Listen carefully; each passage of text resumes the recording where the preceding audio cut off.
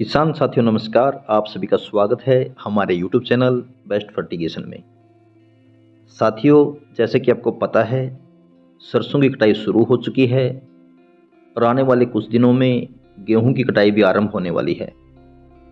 गेहूं की और सरसों की कटाई के पश्चात और अगली फसल लगाने से पहले 2-3 महीने के लिए हमारे किसान साथियों के खेत खाली रहते हैं। तो आज के वीडियो में हम बात करेंगे इस खाली समय में और अपने खाली खेत से आप किस प्रकार से अच्छी पैदावार ले सकते हो और अच्छे खासे पैसे आप कमा सकते हो। हमारे बहुत सारे किसान साथी मूंग की खेती करते हैं, परंतु वह अच्छी पैदावार लेने में असफल रहते हैं, क्योंकि किसान जो हैं वो मूंग की खेती को गंभीर होकर नहीं करते या गंभीरता से नहीं लेते, ना ही अच्छी बेसल डोज देते हैं, ना ही अच्छे बीज का सिलेक्शन करते हैं, खेत की अच्छे से तैयारी नहीं करते हैं। इसके अलावा और भी बहुत सारे कारण हैं जिससे उनको अच्छी पैदावार नहीं मिल पाती। आज के वीडियो में साथियों हम यही डिस्कस करेंगे कि आप मूंग की खेती को किस प्रकार से करें कि आपको अच्छी पैदावार मिले। मूंग की खेती करके आप 2 फसलों की जगह 3 फसल तो ले ही सकते हो। इसके साथ साथ आपकी भूमि की उर्वरक शक्ति भी बढ़ती है।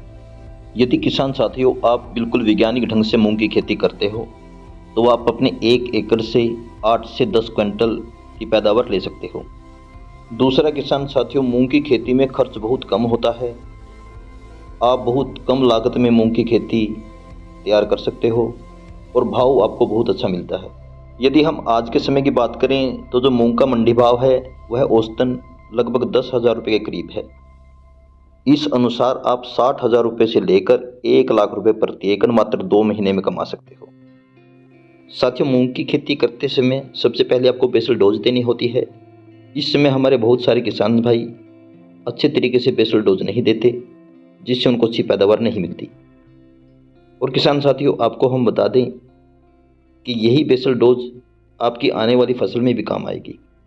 इस समय आप बेसल डोज के रूप में गोबर का खाद जरूर दें, क्योंकि किसान साथियों यह समय गोबर का खाद देने के लिए बहुत उपयुक्त माना जाता है, क्योंकि जब तक आप अगली फसल लगाओगे उस समय तक बहुत अच्छे तरीके से जो खाद है वो हमारी भूमि के अंदर ऐड हो चुका होता है और आने वाले समय में दीमक वगैरह की समस्या भी नहीं देखने को मिलती।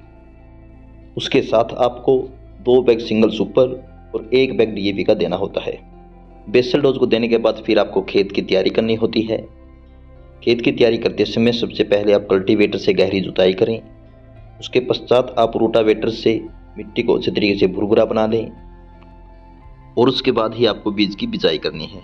किसान साथियों, हम आपको बता दें कि बीज की बिजाई करने से पहले आपको अच्छी क्वालिटी का, अच्छी कंपनी का सीड ही खरीदना है। नेशनल सीड कॉरपोरेशन यानी कि NSC सब्सिडी पर सीड को प्रोवाइड करवाती है। सीड की बिजाई का जो तरीका है ज़्यादातर हमारे किसान साथियों से अपनाते हैं वो है छिटका विधि, परंतु हम यहाँ पर आपको रिकमेंड करेंगे कि आप मशीन से सीड की बिजाई कीजिए ताकि पैदावार आपको अच्छी मिल सके। साथियों, बिजाई से पहले आपको यह सुनिश्चित कर लेना है कि बिजाई के समय आपकी भूमि में नमी पर्याप्त हो और बीज को जर्मिनेट होने में कोई परेशानी ना हो।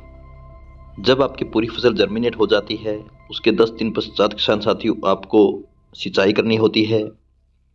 सिंचाई करने के तुरंत पश्चात किसान साथियों आपको 1 बैग यूरिया का प्रति एकड़ डालना होता है।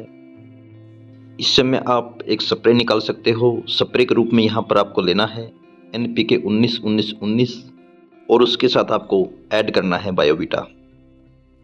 हमने किसान साथियों जैसे कि आपको पहले भी बताया था कि मूंग की खेती में खर्चा बहुत कम होता है, बहुत कम लागत में आप इसे तैयार कर सकते हो और इसमें रोग भी बहुत कम लगते हैं। बस समय समय पर आपको इसमें सिंचाई का ध्यान रखना होता है। जैसे ही आपको लगे कि आपका खेत सूख चुका है उस समय आप सिंचाई कर सकते हो।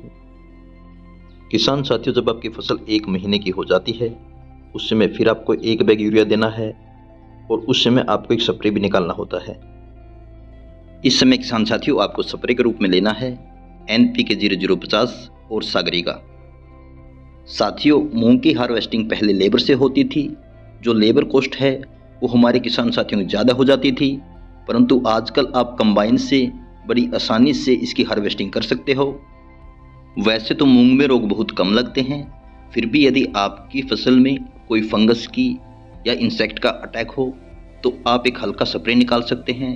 इस समय आप स्प्रे के यूज में इस्तेमाल कर सकते हैं साफ पाउडर, और उसके साथ आप ऐड कर सकते हो इमिडा या इक्टारा।